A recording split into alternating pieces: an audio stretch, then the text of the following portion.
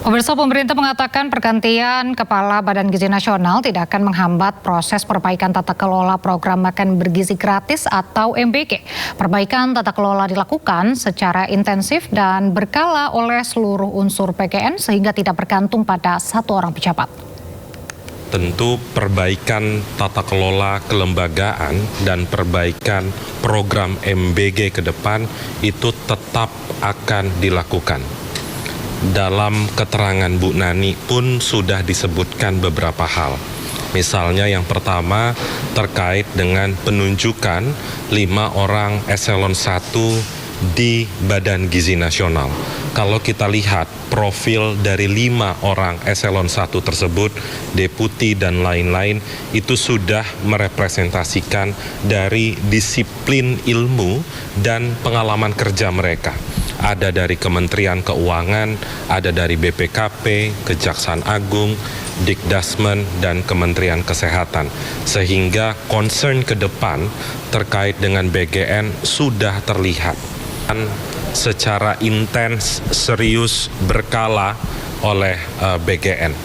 Karena di BGN itu kan tidak hanya satu orang saja, namun banyak orang, dan concern tentang perbaikan tata kelola internal BGN dan perbaikan makan bergizi gratis sudah dan sedang dilakukan. Sebelumnya, Eksketua Badan Gizi Nasional Nanik Sdeyang mundur dari jabatannya. Nanik beralasan mundur untuk pengobatan penyakit jantungnya di luar negeri.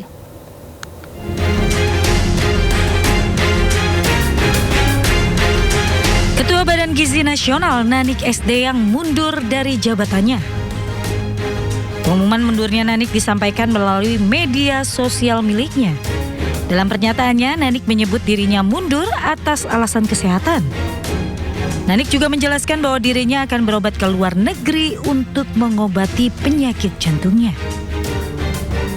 Tak lupa Nanik menyampaikan permintaan maaf atas pengunduran dirinya yang mendadak kepada Presiden Republik Indonesia Prabowo Subianto. Mundurnya Nanik dibenarkan Asisten Khusus Presiden Bidang Komunikasi dan Kebijakan Dirgayuza Setiawan. Nanik dilantik menjadi Kepala BGN pada 8 Juni 2026 menggantikan Dadan Hindayana yang terjerat kasus korupsi. Nanik Sdeyang menjabat sebagai Kepala Badan Gizi Nasional selama 1,5 bulan. Berikut sepak terjang Nanik di masa jabatannya yang singkat. Bahwa saya akan setia kepada Nani Sdeyang dilantik sebagai Kepala Badan Gizi Nasional pada 8 Juni 2026. Sejak menjabat, Nanik menjadi sorotan, terutama setelah menghentikan sementara ekspansi dapur MBG.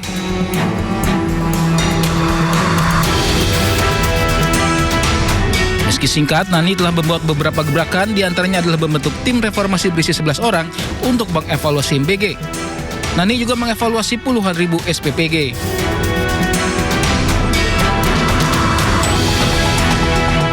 Kebijakannya yang menjadi sorotan adalah menghentikan sementara ekspansi dapur MBG di wilayah padat atau belum memenuhi standar kelayakan. Nanik juga mempertajam penerima manfaat MBG dan fokus ke kelompok rentan.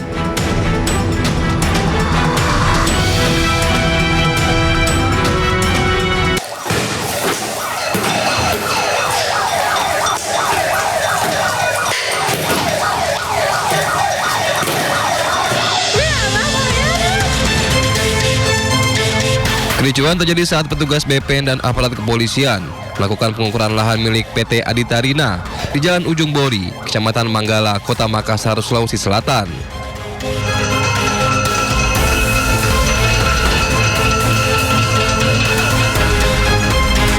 Situasi pun memanas. Warga melempari petugas dengan batu, petasan, busur panah, hingga bom molotov. Untuk mengendalikan massa, petugas menembakkan gas air mata dan mengerahkan mobil water cannon. Kericuan diduga terjadi karena salah paham. Warga mengira petugas akan mengeksekusi tempat tinggal mereka yang berdiri di atas lahan. ada masyarakat yang memang belum memahami tentang constantering. Ya, mereka berpikir bahwa ini adalah eksekusi, tapi ini bukan. Ya, ini bukan eksekusi, ini hanya pengukuran saja.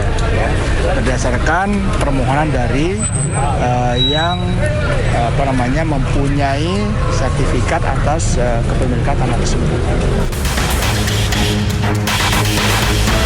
Akibat bentrokan, sejumlah petugas kepolisian mengalami luka akibat lemparan batu.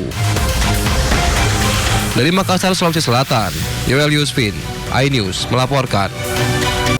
Kita ke informasi berikutnya, miris, masih ada gedung sekolah di jantung ibu kota Jakarta yang ambruk pemirsa karena tak terurus selama 2 tahun. Akibatnya ratusan siswa harus menumpang ke sekolah tetangganya dan saling berbagi ruang kelas selama proses belajar mengajar.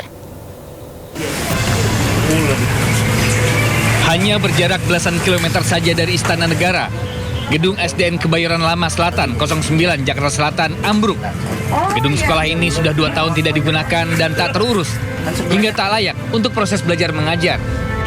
Rangka atap bangunan ambruk dan menimpa meja serta kursi belajar yang masih berada di posisi semula, sementara genteng berserakan di lantai kelas. Terhitung sejak November 2024, gedung yang mengalami kerusakan belum pernah ada tanda-tanda perbaikan dari pemerintah. Akibatnya, 274 siswa kelas 1 hingga kelas 6 terpaksa menumpang di sekolah tetangga. Mereka juga harus menggunakan kelas secara bergantian karena keterbatasan ruangan. Jadi aku cuman gini loh, mau sampai kapan siswa-siswi ini seperti ini gitu. Sekolahnya seperti ini mau sampai kapan? Ya, kita orang tua sedih loh melihat sekolahnya kayak gini di Jakarta Selatan loh. Rusaknya gedung SDN Kebayoran Lama Selatan 09 pagi juga ditanggapi Gubernur DKI Jakarta Pramono Anung. Pramono menyatakan baru tahu ada sekolah yang roboh di Jakarta setelah videonya viral. Pramono menyatakan akan memberikan atensi khusus untuk penanganannya. Jadi lapangannya memang Jakarta yang begitu luas, seringkali kalau bagi saya yang viral-viral itu malah pasti saya kasih atensi khusus untuk segera diselesaikan. Jadi untuk SD negeri yang di Kebayoran Lama ini segera akan kami selesaikan. Sebelumnya sejumlah orang tua murid menyampaikan keresahan mereka lantaran perbaikan gedung sekolah tak kunjung ada kepastian dan berharap pemerintah segera memperbaikinya agar kegiatan belajar bisa kembali normal. Dari Jakarta, Helmi Saingbati, iNews melaporkan. LRT Jabodetabek sempat berhenti beroperasi di Stasiun Cawang, Jakarta Timur pada Rabu pagi. Akibatnya puluhan penumpang diturunkan di Stasiun Cawang. Puluhan penumpang terpaksa diturunkan dari gerbong LRT ke Stasiun Cawang. LRT Jabodetabek berhenti diduga akibat gangguan kelistrikan. Para penumpang memilih meninggalkan stasiun untuk menggunakan moda transportasi lain. Mohon maaf atas ketidaknyamanan Anda. Terima kasih.